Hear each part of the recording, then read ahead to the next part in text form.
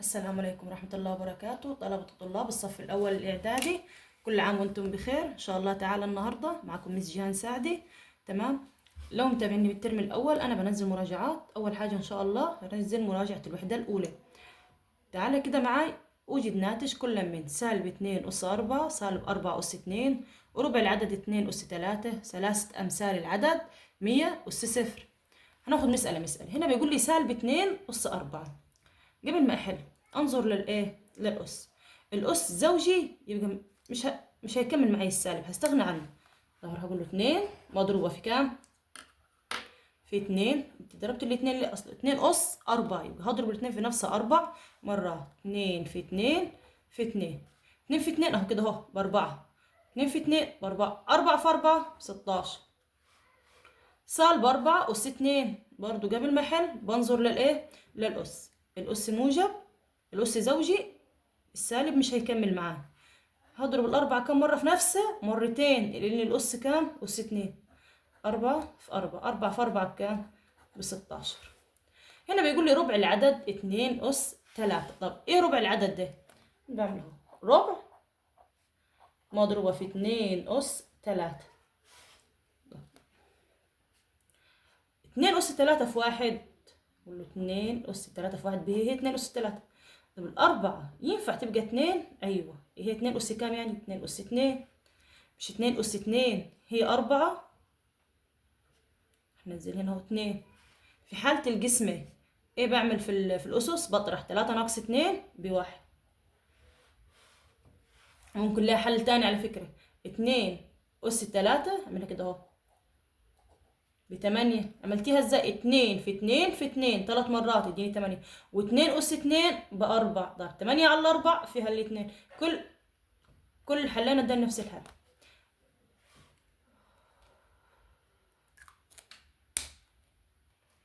ثلاثة أمثال العدد 100 أس 0. أي عدد أس 0 بواحد، دي مش مستاهلة. قول له واحد. 100 أس 0 بكام؟ بواحد. أوجد في أبسط صورة، اللهم صل على سيدنا محمد، أوجد في أبسط صورة سالب 3 أس 5 مضروبة في سالب 3 أس 9 على سالب 3 أس 4 في سالب 3 أس 8. أروح أقول له الحل أهو. نزل سالب 3 مرة واحدة، وهنا هنزل برضو سالب 3 مرة واحدة. تعمل كده ليه؟ هفهم. طالما في حالة الضرب الأساس هو نفس الأساس، نجمع الأسس. نفس الأساس في حالة ضرب الأساس أو ضرب الأساسات بمعنى أصح، بعملها الأسس بجمعها. راح أقول له 5 زائد 9، وهنا 4 زائد 8. كاملة؟ أيوة مكملة معاه. أقول له يساوي سالب 3 على كام؟ على سالب 3. 5 و9 14. 4 و8 12. نقول له يساوي. هناخد سالب 3 بس. نفتحه. لسه حلة زيها وهو في حالة القسمة نفس الأساس. هنقسم نطرح الأسس. 14 ناقص 12 تديني 2. الأس زوجي ولا فردي؟ زوجي، يبقى السالب مش هيكمل معاه. سالب 3 اضربها في نفسها كم مرة؟ مرتين. 3 في 3 ب9. اللهم صل على سيدنا محمد. هنا بيقول لي ايه؟ 4 أس 2 زائد 4 أس 2 زائد 4 أس 2 زائد 4 أس 2 بتديني تساوي 4 أس n. هو الأربع جمعها كم مرة؟ 4 مرات. أوجد قيمة n. أنا لازم أتعلم ازاي طريقة الحل بتاعتها الأول. أكتبها له هي تاني. هي 4 أس 2 زائد 4 أس 2 زائد 4 أس 2. مش هكتب دي، مش عاوزاها، ده الناتج. أنا هعمل الناتج لحالي.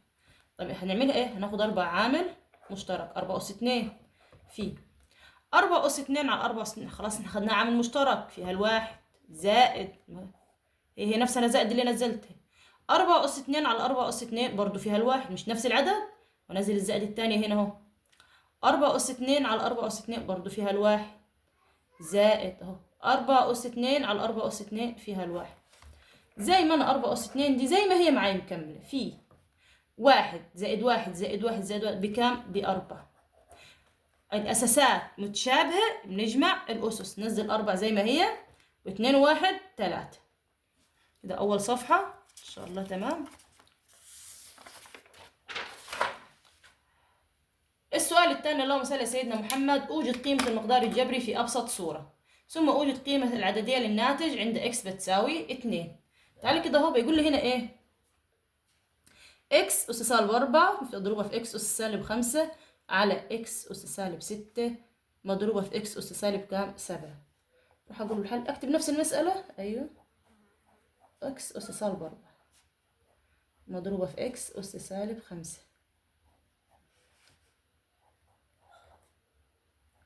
مضروبة في إكس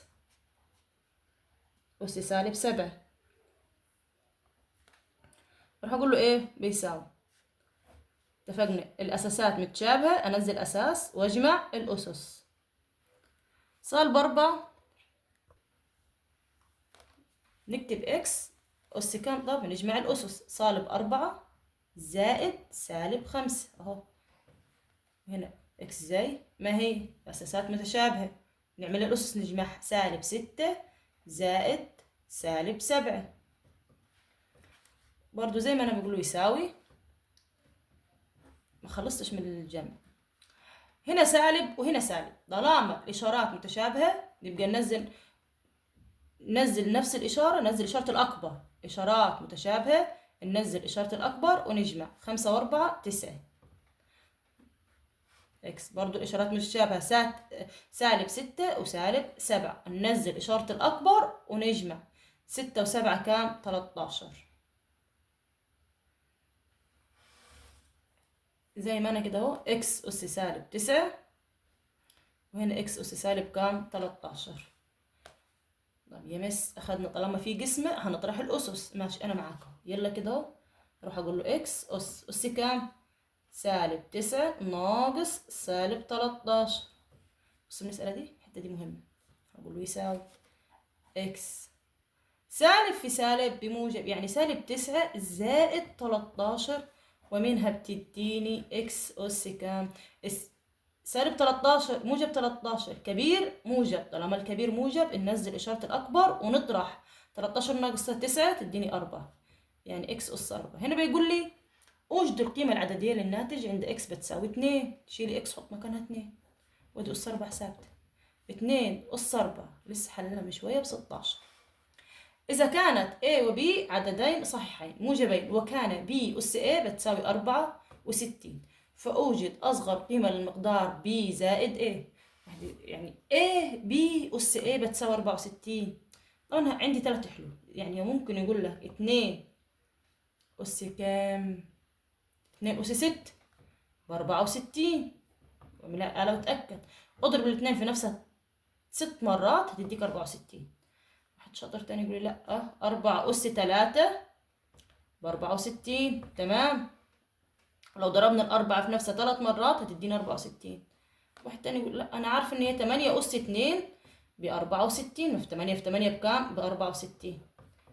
مش دي بي أس إيه ب64، هي ممكن تكون بي أس إيه 2 أس 6، ممكن تكون 4 أس 3، ممكن تكون 8 أس 2. آخد فيهم أنا واحد، هو حلها لي. بس السؤال أوجد أصغر قيمة للمقدار بي زائد إيه، يعني أجمعهم. الأصغر واحدة هاخدها. تعالى كده، مش هي دي بي، نفترض إن 2 بي أهو، بمشي بص 2 بي و6 إيه، بي زائد إيه، أروح أقول بي زائد إيه، وهنا هعمل بي زائد إيه عشان أتأكد من حلي. بي زائد إيه، هنا كام؟ 2 زائد 6 بكام؟ ب8. تمام، أول مسألة كده أنا عرفت. الثانية، اللهم صل على سيدنا محمد، 4 أس 3. نفترض إن 4 دي بمين؟ ببي، مش هو بيقول لي بي أس إيه بتساوي 64، يبقى 4 زائد 3 بكام؟ ب7 برضه. يلي بي أس إيه بتساوي كام؟ تساوي 64. خدنا ال8 كأنها هي بي، والإيه أس 2، يبقى بي بكام؟ ب8، وهنا ب2 بتديني 10. والله هو مش عاوز التعب ده كله، انا بفهمها لك اكتر وقال هو عايز اصغر قيمه للمقدار بي زائد ايه. اصغر واحده هاخدها 4 زائد 3 7، يبقى هي اصغر قيمه دي اللي هاخدها. واحد تاني يقول لا انا جبتها ب 2 زائد 6 وهي 8. لا، عايز أصغر قيمة. تابع المراجعة. اكتب بالصيغة العلمية كل من. أول حاجة إيه الصيغة العلمية دي؟ الصيغة العلمية ما ينفعش أخلي 20,000 كده أو 20 مليون قدامي بالشكل ده. طب هو عايزها إزاي؟ عايزها بالصيغة العلمية. أنا ما مخليش غير رقم واحد بس صحيح سنة أولى إعدادي. كم رقم؟ رقم واحد بس اللي هو بيبقى صحيح. طب هنا 25 هي كم جزء؟ 2 3 4 5 6. ياه،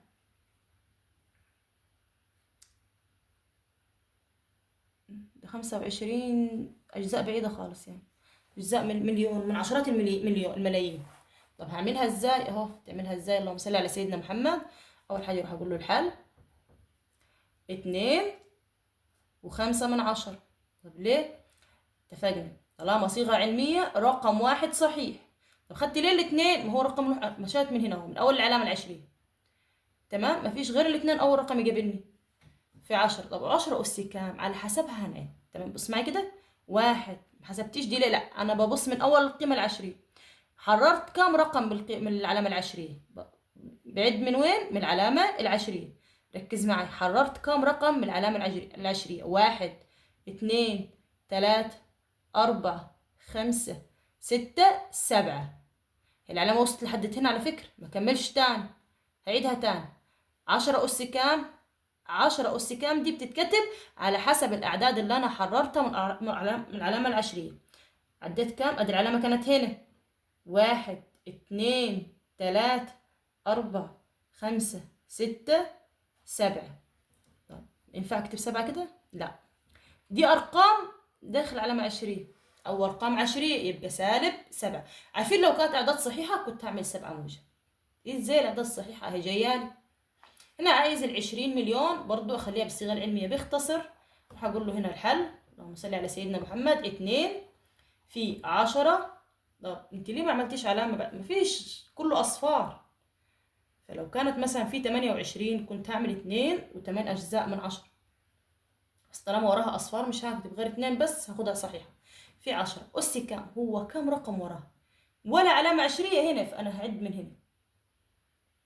والإعدادي هنا كانت في علامة عشرية، فأنا عديت من أول علامة العشرية. حررت الأرقام. هنا مفيش أرقام متحررة، ده أنا أرقام العلامة كأنها هنا نفترض مفيش أرقام، مفيش علامات. 1 2 3 4 5 6 7. يبقى في 10 أس كام؟ أس 7. دي موجبة لأنه مفيش ولا رقم داخل العشرية، أما دي سالبة لأنه أرقام إيه؟ عشرية. هنا بيقول لي إذا كان 356 في 10 أس -9 بتساوي إيه في 10 أس -7. هو بمعنى أصح دي على الصيغة العلمية؟ لا، أهم حاجة لازم أتعلمها الصيغة العلمية لازم رقم واحد صحيح. طيب عايز يخليها على الصيغة العلمية، نقول له الحل 356 مضروبة في 10 أس -9. بيقول لي ايه، هو عاوز ايه بيدور عليه، في 10 أس -7. واحد يمس يقول لي طب فرضا هو مش عاوز يخليها بالصيغة العلمية. أنا أعرف حاجة واحدة، هو -9 بقت -7. طب -9 ازاي بقت -7؟ زود 2. -9 ازاي بقت -7؟ زود 2.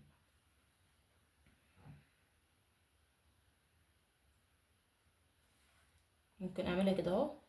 لو في حد مش عارفها أروح أقول له 10 -9 زائد -7 هتديني 10 أس كام؟ بص إشارتين زي بعض. لأ هنا نزل إشارة الكبير وكام ونجمع. لأ مش دي كده. طب أنا عايز أشرحها لكم برضه.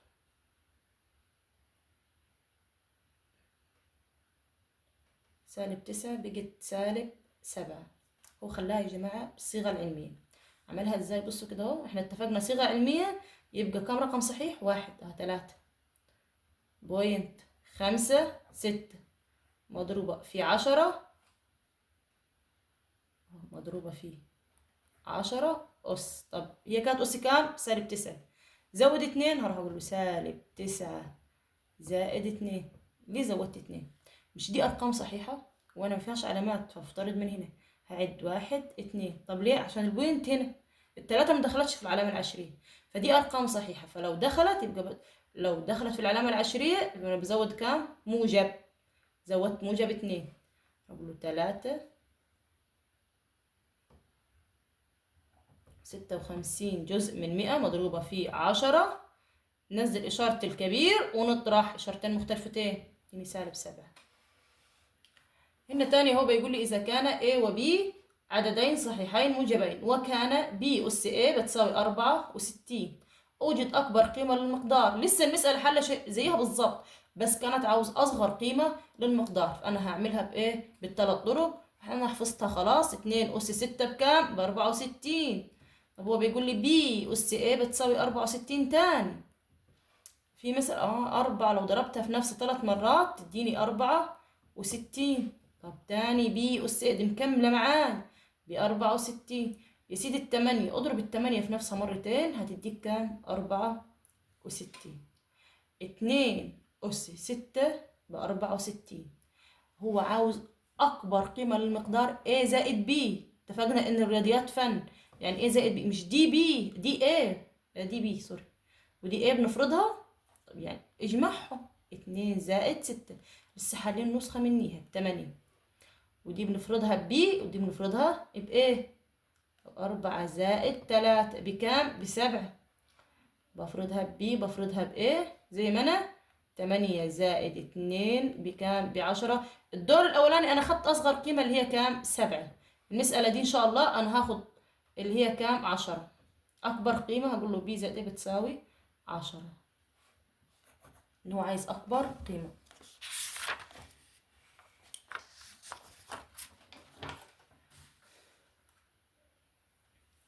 أوجد قيمة كل مما يأتي. تمام. جذر السالب 3 أس 2، جذر سالب من برا، السالب من برا، جذر كام؟ 36. تعال كده احنا نحل مسألة. اللهم صل على سيدنا محمد. اتفقنا لو الأس زوجي أنا ماليش دعوة بالسالب، بالسالب بيطلع إيه؟ موجب. طب أنا هطلع التلاتة بس. لا لحظة، ده بيقول لك 3 أس 2. طب أنا معاك أهو. 3 في 3 يعني 3 اضربها في نفسها مرتين اهو، مش هيك كده اهو. بكام؟ بجذر التسعة. جذر 9 كام؟ ب3. يعني زي ما حليتها من اول مره زي ما حليتها اول مره. اقول لك على طريقه اسهل. هو في هنا 2 بس مش بتتكتب، يبقى 2 راحت مع ال2 فضلت 3. ماليش دعوه بالسالب لان اس زوجي. اتفقنا بايه؟ السالب مش بيكمل معانا. هنا السالب من بره زي ما هو. جذر 36 يعني مين اضرب في نفسه مرتين يديني 36. 6 موجب أو سالب نزلها زي ما هي، موجب أو سالب. جذر 81 مين ضربته في نفسه مرتين يديني 81. 9. أغلب المسائل دي بتتحل على الآلة. طيب جذر 25 جزء من كام؟ من 100. أنا عشان أسهلها على نفسي أخليها كده. بص، جذر زي ما أنا 25 زي ما هي على 100 شيء من 100. هي 25 على 100 هي 25 جزء من كام؟ من 100. جذر 25 5. جذر 100 10. ممكن نخليها 5 على 10 بتساوي نص. ممكن أخليها له كام؟ 5 بوينت 5 أجزاء من كام؟ من 10. هنا بيقول لي جذر A أس 6. لا، اللهم صل على سيدنا محمد. يا مس لحظة، احنا ما خدناش A ولا X ولا ازاي لها جذر. هو احنا مش اتفقنا لسه ان هنا فينا 2 بس مش بتتكتب؟ انت اكتبها في حالة المسائل زي دي عشان تعرف تصح لنفسك. هعملها ازاي؟ هقول له A تنزل ازاي؟ ما هي 6 على 2 فيها الكام؟ فيها 3. زي ما انا مكمله. جذر 144 A أس 8 على جذر 36 A أس 6. طب لحظة، احنا عارفين ان 144 جذرها بكام؟ ب12. شكرا. 36 جذرها 6. بس والله ما خدتش ال A لها جذر ولا ال A أس 8 لها جذر ولا A أس 6. احنا لسه متفقين برضو من شوية ان هنا بنفترض ان في هو اصلا في المفروض 2 بس مش بيتكتب. فاقول له 8 على 2 فيها الأربع، يعني A أس كام؟ A أس 4. وهنا A انزلها زي ما هي. 6 على 2 فيها 3. اوجد حل المعادلة الآتية في كام؟ في Q. X أس 2 تساوي. حل. اللهم صل على سيدنا محمد. هي ايه Q دي؟ Q يعني الأعداد النسبية. يساوي 47. لو متابعني من الترم الأول أنا بدور على هدفي مين؟ هدفي إكس. هنزل إكس زي ما هي أس 2، بعدين يساوي، من بعد اللي يساوي 47. هنا دي -2 هتطلع من برا هتجي بموجب 2. طب يا مس لو كانت بالموجب أنا هطلعها بالسالب. عندي قاعدة السالب يطلع موجب والموجب يطلع سالب. هنزل إكس أس 2 زي ما هي، ودي يساوي 47 و2 كام؟ 49. أنا عايزة إكس بس. خد جذر تربيع للطرفين. ازاي؟ هقول له اكس تساوي موجب او سالب جذر 49. عملت جذر تربيع للطرفين. اكس تربيع لو عملت دخلت تحت جذر كده، بص اهو اسمه جذر تربيع. مش هنا في 2 بس مش بتكتب، راحت دي مع دي قلنا فضلت اكس بس. طب وهنا برضو موجب او سالب، لاني دايما الاكس تربيع فيها موجب او ايه او سالب. موجب او سالب زي ما انا اكس تساوي موجب أو سالب كام؟ مين أضربه في نفسه مرتين يديني 49. 7. مجموعة الحل في مين؟ في كيو يا جماعة اهو.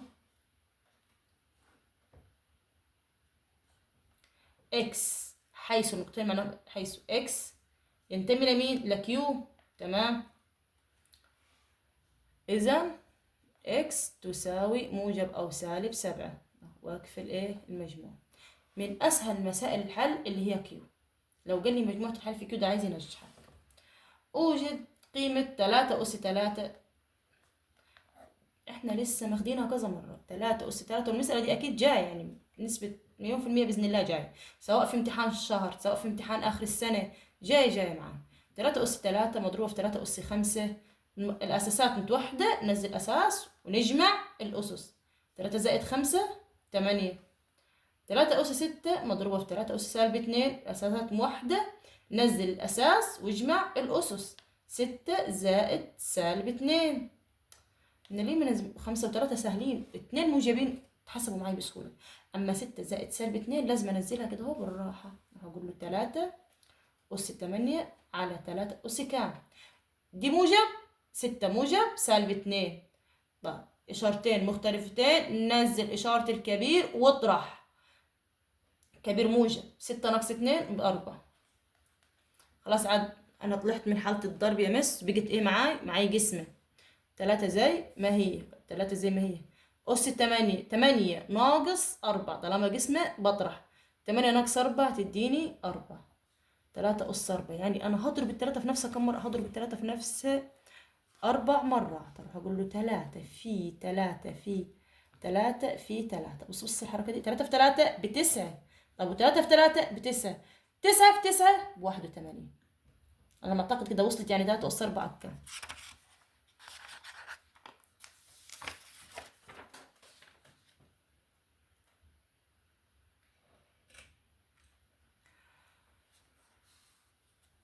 هنا بيقول لي ثلث العدد 3 أس 15 مضروبة بتساوي كام؟ اهو تلت اهو، 1 على 3 في 3 أس 15. شكرا. لسه ماخدة زيها بتاعت ربع. 3 أس 15 مضروبة في 1 تطلع فوق 3 أس 15 على 3. هو هنا أس كام بس مش مكتوب، هنا أس 1 مش بيتكتب. أنزل 3 طالما بقت قسمة وأطرح. 15 ناقص 1 يديني 14. نصف العدد 2 أس 14. يا مس أنا لسه ماخدة زيها من شوية ربع، الدور ده نص. نص يعني كام؟ يعني 1 على 2 مضروبة في 2 أس 14. هي نضرب 2 أس 14 في 1 تديني 2 أس 14 على 2. بقت قسمة. تمام. نزل 2 زي ما هي. 14 ناقص 1 13. أوجد قيمة 3 أس 3 مضروبة في 3 أس 5 على 3 أس 6 في 3 أس سالب 2. لسه حلها من شوية على فكرة، هي بس لقيتها متكرر أكتر من امتحان. نزل 3 زي ما هي. 3 5 3 و5 جبتيها من وين؟ الأسس بجمعها. 3 و5 8. ونزل هنا 3 زي ما هي.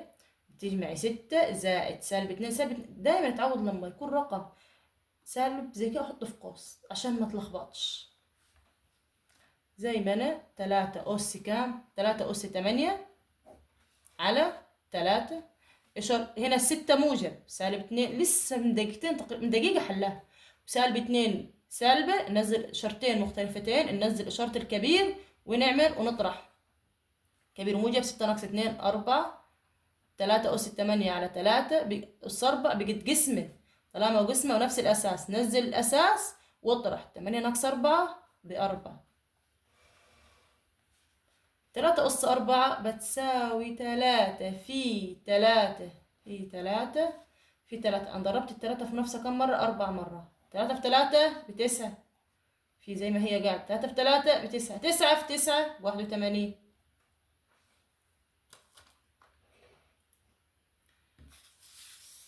طب تعالى كده، اللهم صل على سيدنا محمد. بيقول لي 3 إكس أس 2 زائد 5 بتساوي 80. معادلة. نعيد تاني. معادلة أنا بدور على هدفي، سواء معادلة أو متباينة. من هدفي؟ هدفي المجهول. إكس يا جماعة، واي، زد، على حسب. أروح أنزلها أقول له 3 إكس أس 2 هو هدفي أنزله الأول. بعديها إيه؟ يساوي على طول، ما تفكرش. مين بعد يساوي؟ 80 في 5. لا، روح للبعد اللي يساوي. كم مين بعد اللي يساوي؟ 80. نزل 80. الخمسة موجبة، اتفقنا اللي من جوا موجب يطلع سالب. 3 إكس أس 2 زي ما هي تساوي 80 ناقص 5 75.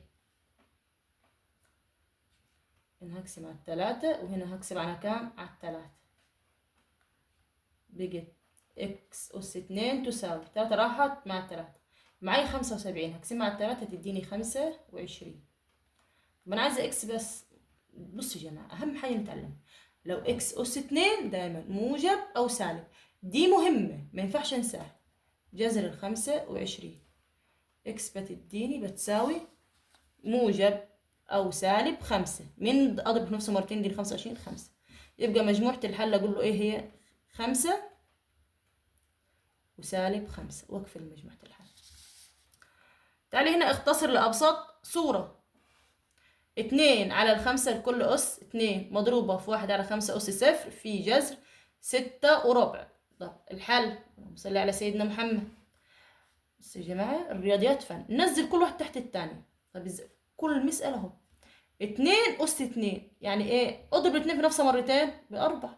طب 5 أس 2 ما تضربش الخمسة في 2، اضرب الخمسة في نفسها مرتين. 5 في 5 25. في أي عدد أس 0 بدأنا بيه الفيديو ب1 بيكون مليون أس 0 برضه ب1. هنزل الجذر زي ما هو. يمس هنحله والله بإذن الله. بس قبل ما احله لازم ارفع الكسر. انزل 4 في المقام. يلا نرفع الكسر. 4 في 6 هو كده رفع الكسر. 4 في 6 ب24 زائد 1 25. عملت ايه؟ رفعت الكسر. اسمه ايه ده؟ اسمه رفع الكسر. اعيد تاني. 4 في 6 بنزل المقام. بعدين 4 في 6 ب24 معي 1 25. زي ما انا اهو 4 على 25 مضروبة في 1 في. يلا عاد نجيب الجذر والضرب ده. جذر 25 5. جذر 4 2 اهو.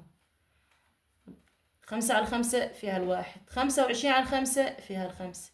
2 على 2 فيها 1. 4 على 2 فيها 2. بس كده الارقام اللي طلعت 2. انا لازم يكون كده قصاد بعض عشان اعرف اقسم صح. لازم هيئة مقص. 1 في 2 في 1 ب2. 5 في 1 في 1 ب5. آخر مسألة بس كام؟ 2 على 5. طب تعالى كده. نبي يقول لي اختر الإجابة الصحيحة أي مما يأتي مكتوب بالصيغة العلمية. وليكن صيغة علمية اتفقنا كم رقم صحيح؟ رقم 1. أول واحدة 14 مش بالصيغة العلمية. إني كم رقم صحيح؟ 2. تاني واحدة 0.4 يعني 4 أجزاء من 10. احنا عايزين رقم 1 صحيح يبقى مش بالصيغة العلمية. 35 مش بكمل، انا مش بستنى اكمل لو ركزتوا، لاني طالما رقمين صحيحين مش بالصيغة الايه العلمية. هنا بيقول لي 1 بس مش رقم 1 صحيح. هي دي لو مفروض يكون وصلت يعني. هو رقم 1 صحيح يبقى هي دي بالصيغة العلمية. أي من الأعداد الآتية برضو مكتوب بالصيغة العلمية. صيغة علمية كم رقم صحيح أولادي؟ رقم واحد أهو. خمسة تقريبا هي تطلع هي دي، سالب 5.1 يبقى هي دي برضو، بس أنا مضطرة أقرأ الباقي عشان أفهمك. 51 جزء من 100 مفيش أرقام صحيحة مش معاي. 154 جزء من 1000 مفيش أرقام صحيحة برضو. هنا 51 يبقى الاختيار بتاعي إيه صح؟ رقم واحد صحيح. ثلث العدد 3 أس كام؟ 15 اهو، ماخدين زيها من شويه. تلت 1/3 في 3 أس 15 هي 3 أس 15 اهو. 3 أس 15 ضربها في اللي فوق في واحد، 3 أس 15 على التلاتة. هي في كام هنا بس مش بيتكتب في واحد. انزل 3 زي ما هي ما بقت جسم، انزل اس واعمل ايه؟ انزل الاساس واطرح الاسس. 15 ناقص 1 ب14. في 3 أس 14 ايوه في. خمس العدد ادي خمس، واحد على كام؟ على 5. ممكن نقول لك سدس العدد على فكرة، 1/6. سبع العدد 1/7. خمس العدد 5 أس 25. أقول له 5 أس 25 تساوي 5 أس 25 في 1 ب5 أس كام؟ 25 على 5. بتديني أنزل 5 زي ما هي. 25 ناقص 1 ب24 موجودة أهي. تعالى كده هنا، اللهم صل على سيدنا محمد. رقم 5 بيقول لي بص المسألة دي حلوة. جذر اكس أس 15. اللهم صل على سيدنا محمد بالراحة. ما خدتش اكسات، احنا اتفقنا ما خدناش اكسات ولا ما خدناش ايه ولا الحاجات دي لها جذر، بس انا متعلمة طريقة ان هنا اكس أس 3. حلو، خد الاكس ده عشان تعرف تجيب جذر. 15 على 3 فيها الكام؟ فيها الخمسة. شكرا. يعني بقت بكام؟ اكس أس كام؟ أس 5. طب انا من جوا اجيبها ازاي؟ هنا برضو بيقول لك دخلها تحت جذر تربيع. هو هنا مش فيه 2 اهو، وحط الاكس. 2 في 5 ب10. لو حاولنا نحلها هنطلع الاكس زي ما هو كده. 10 على 2 فيها الخمسة، يبقى هي. عملتها تانية، عملتها ازاي؟ حليت 15 على 3 فيها الخمسة تساوي. حطها زي تحت الجذر. قلت لك حط الاكس بس، بعدين هنا حط أس 2. هي المفروض ما تتحطش، بس انا بساعدك تحل. اضرب 2 في 5 ب10، ولو اتأكدت هتطلع هي.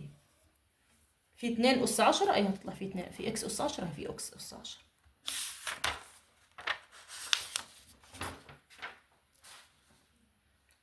اوجد قيمة 4 أس 8 مضروبة في 4 أس -5. يا مس المسائل دي بتتكرر كتير، قلت لك المسائل دي مهمة. الصف الأول إعدادي إن شاء الله المسائل دي مش هتطلع من الامتحان، وهي سهلة على فكرة، وإن شاء الله إيه هنعرف نحلها. نزل 4 زي ما. طب ليه بتنزل 4؟ الأساس متشابه، نزل الأساس واجمع الأسس، ونزل هنا 4 زي ما هي. 8 زائد -5. 8 زائد سالب، اتفقنا لو سوالب حطوا بين قوسين عشان ما اغلطش.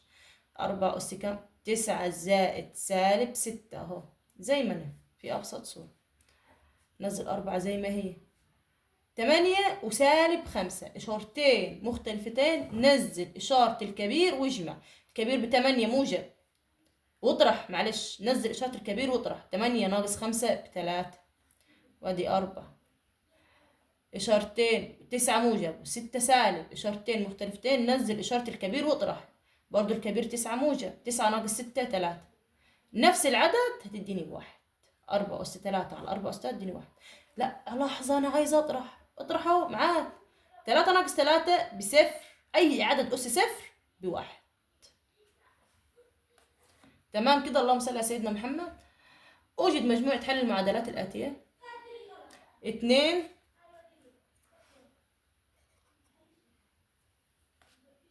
أس إكس أس 2 زائد 5 بتساوي 37. أنزل 2 إكس هقوله الحل.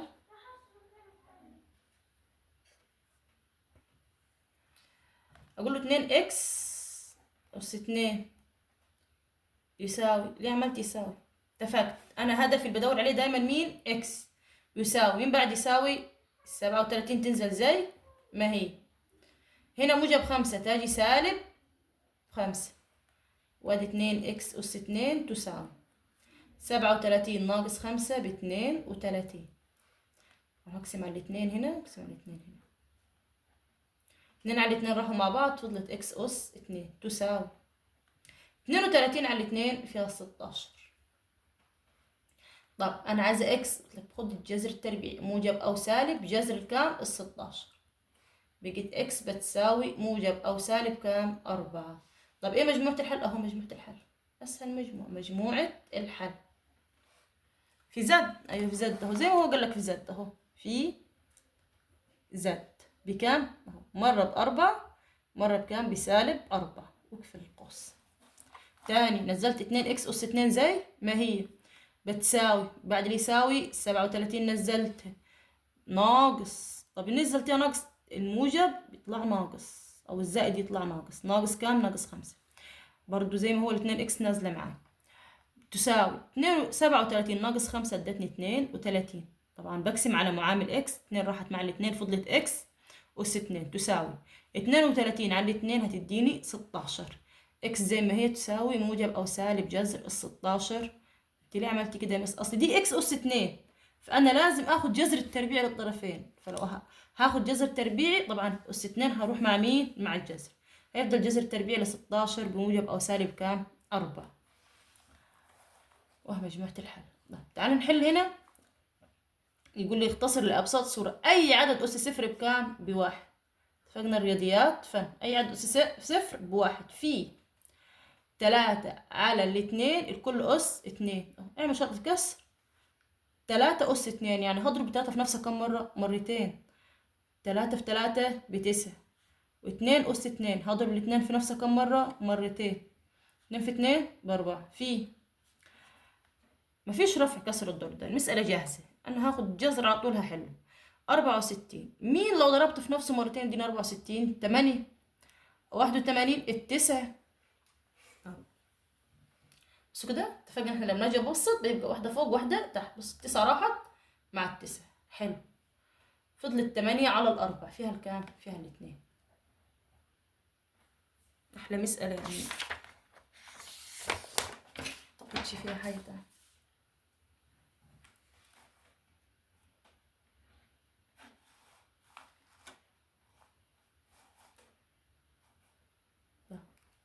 أوجد في أبسط صورة 1 على 2 كل أس 3 زائد جذر 25 على 64 ناقص جذر التكعيبي 125 على 64. يلا كده بينا اروح اقول له الحل. اللهم صل على سيدنا محمد.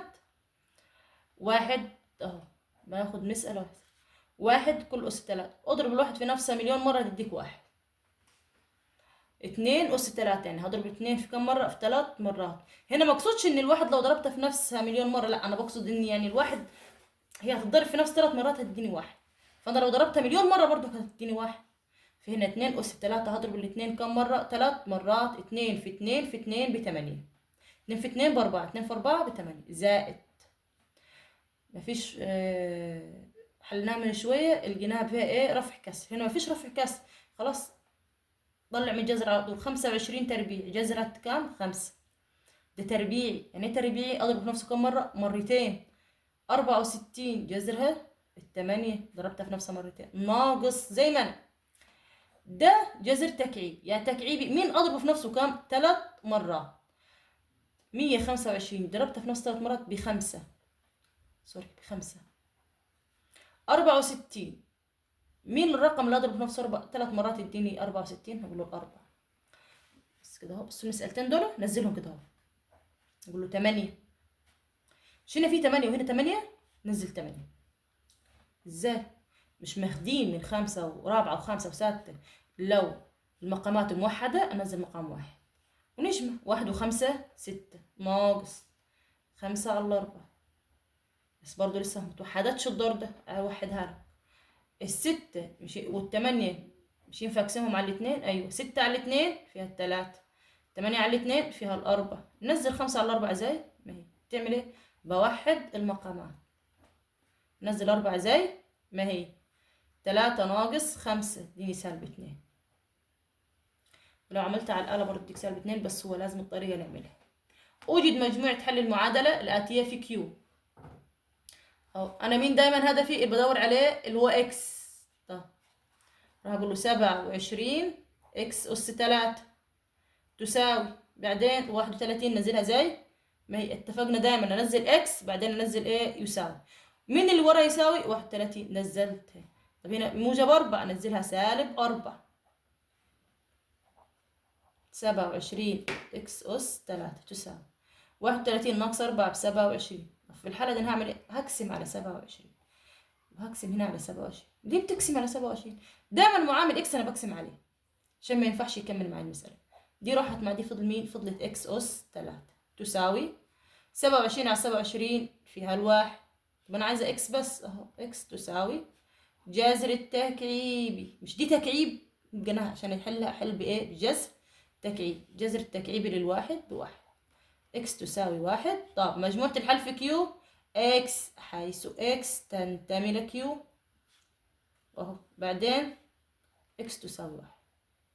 والله يعني الوحدة الأولى أو المنهج كله سهل جدا، بس الوحدة الأولى من أحلى الوحدات في سنة أولى إعدادي إن شاء الله. أوجد مجموعة حل المعادلة الآتية في زد. اكس ناقص واحد الكل أس 3 زائد 2 بتساوي سالب 62. المسألة دي خضتني ولا خضتك ولا حاجة اهو. اكس ناقص واحد الكل أس 3. يا مس أنا هدفي اكس. طب الدور ده اكس مرتبط بقوس نزله كله، راح أقول له يساوي. يم بعد يساوي سالب 62. جوا بالموجب سالب 2 بالموجب نطلعها بالسالب بقت سالب 2. زي ما اهو اكس ناقص واحد الكل أس 3 تساوي سالب 62 ناقص 2. إشارتين شبه بعض نزل إشارة الكبير واجمع. أدي 62 زائد 2 تديني 64. هروح أقول له بص عشان أعرف أحلها بأخذ الجذر التكعيبي للطرفين أهو. بصوا يعني إيه أهو اكس ناقص واحد الكل أس 3 تساوي، نزل سالب زي ما هو من برا أو حطه من جوا عادي، سالب جذر سالب 64. هنا اتفقت الثلاثة راحت مع الثلاثة طلع اكس ناقص واحد زي ما هي تساوي. هنا ننزل السالب، مين اضربه في نفسه 3 مرات يدينا 64 الأربعة. بقت معادلة سهلة خلاص اهو خلصت. ننزل يساوي سالب 4 زي ما هي. من بعد السالب 4 سالب واحد لا ينزل موجب واحد هو منها اكس تساوي سالب وموجب إشارتين مختلفتين نزل إشارة الكبير واطرح. إشارتين مختلفتين نزل إشارة الكبير والإعدادي واطرح. من الكبير 4 هنزل بالسالب طبعا. 4 ناقص واحد تديني 3. مجموعة الحل في زد هروح أقول له مجموعة الحل في زد أهو كام؟ سالب 3. خلصت؟ لا ما خلصتش معانا تاني اهو. أوجد مجموعة حل المعادلة في زد 3 اكس أس 3 ناقص 8 تساوي 2 اكس. لحظة، أنا هنا عندي قبل اللي يساوي فيه اكس وبعد اللي يساوي فيه اكس. هات الإكسات مع بعض ودي الأرقام مع بعض. طب إزاي؟ أهو بس كده أهو 3 اكس أس 3 ناقص 8. هكتب نفس المسألة 2 اكس أس 3 زائد 19 بس كده أهو. أنا دي في مكانها ما تطلعش من مكانها. نزلها 3 اكس أس 3 زي ما هي. دي اللي هجيبها هنا. طب هي دي بالموجب يجيبها بالسالب يطلع من دار ويتقل مقدار. وادي يساوي تنزل زي ما هي. مين بعد اللي يساوي؟ خدنا 2 اكس مين فاضل؟ 19 موجب دي نزلها زي ما هي. مش هي اصلا مكانها بعد اللي يساوي يبقى تنزل زي ما هي باشارتها. طالما اصلا راحه بعد اللي يساوي زي ما كانت تنزل باشارتها. طب سالب 8 كانت قبل اللي يساوي تطلع من بره يبقى تروح بموجب 8. هعيدها تاني. هات الاكسات مع الاكسات وودي الاعداد مع الاعداد او خلي الرموز مع بعض وخلي الاعداد مع بعض. نزل هنا 3 اكس زي ما هي. مش دي في مكانها تنزل زي ما هي.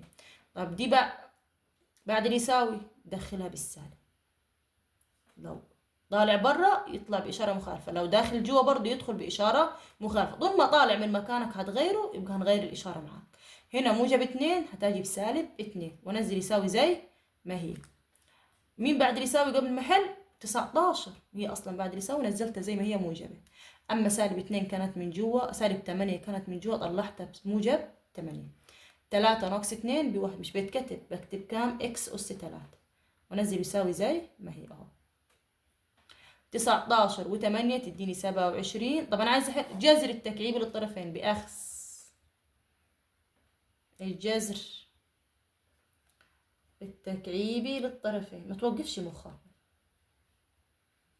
أو مديك إكس أس 3، إكس أس 2. لو إكس أس 2 جذر تربيعي، ما ننساش دي فيها موجب أو سالب. أما إكس أس 3 جذر تكعيبي وما فيهاش موجب أو سالب. جذر التكعيبي إكس أس 3 تساوي كام؟ جذر التكعيبي 27. اتفقنا التلاتة تروح مع التلاتة، فضلت إكس بس. 27 مين تضرب في نفس 3 مرات تديني 27؟ 3 أهو. طب هي مجموعة الحل، أقول له مجموعة الحل فيها كام؟ 3. مجموعة الحل بس.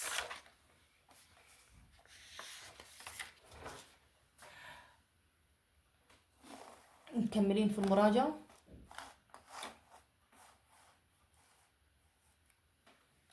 مكعب حجمه 512 وحدة مكعبة، أوجد طول حرفه. ونفترض إن طول الحرف بكام؟ بال. عارفين ال هجيبه ازاي؟ أقول له جذر التكعيبي ل 512 أهو. يبقى إيه جذر التكعيبي ل 512؟ 8. يعني مين ضربته في نفسه 3 مرات يديني 8. برضه بفرض طول الحرف بمين؟ بال. واروح اقول له جذر التكعيبي، هي نفس المثال على فكره. مكعب حجمه 729، جذر التكعيبي ل 729. مين اللي هضربه في نفسه 3 مرات يديني؟ دي عايزه آلة يا جماعه، هي التسعة بس. اللي هتساوي كام؟ 9. يبقى طول حرفه بكام؟ ب9. اوجد مجموعه حل المعادلات الاتيه. لسه حلين شبهها. هل هزاي اهو في ذات دعاء بصراحه. الحل بأخذ جذر التكعيبي للطرفين اهو. بأخذ الجذر، مش هنا أس 3. طب أنا هخلص منها ازاي؟ مفيش حل غير إن أنا بأخذ الجذر التكعيبي للطرفين. بأخذ الجذر التكعيبي للطرفين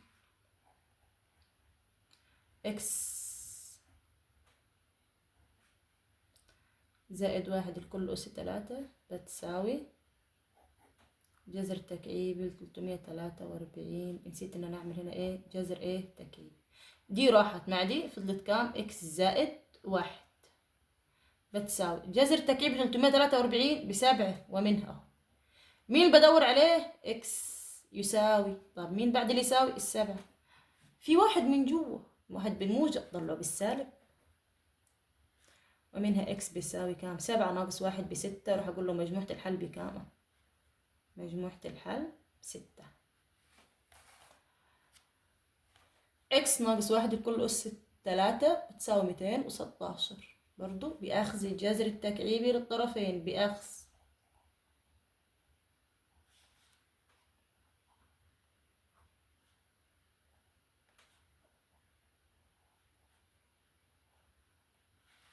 بس كده اهو.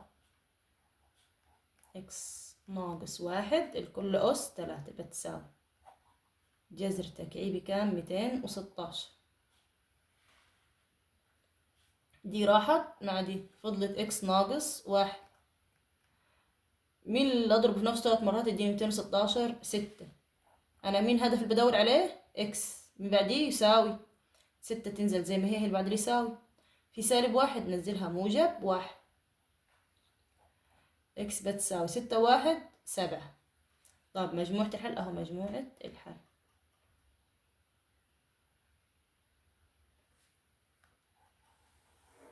تعالى هنا برضو نقول له الحل تكعيب. يبقى أخذ جذر التكعيبي. طب لو كانت تربيع اتفقنا بأخذ جذر التربيع. أنا جيت متكرر هو التكعيب كتير. نقول له بأخذ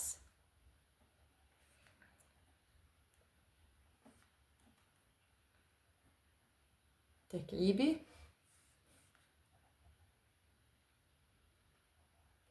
للطرفين. جذر تكعيبي لإكس أس إكس زائد 2 لكل أس 3 تساوي جذر تكعيبي 729. لسه حلينها من جايبينها طول الحرف. ادتني كام؟ 9. هنا اتفقنا 3 هتروح مع 3 هتفضل إكس زائد 2 بتساوي كام؟ بتساوي 9. ادور على اكس يساوي من بعد يساوي 9، موجب 2 وتروح بسالب 2، ومنها اكس بكام؟ ب7. 9 ناقص 2 ب7. راح اقول له مجموعة الحل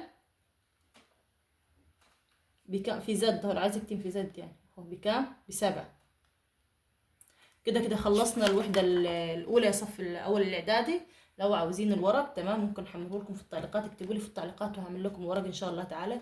في أقرب وقت إن شاء الله هننزل مراجعة الوحدة الثانية، هننزل مراجعة شهر مارس تمام، أو امتحانات نموذج الامتحانات. بس ما تنساش تدوس لايك وتعمل اشتراك. السلام عليكم ورحمة الله وبركاته.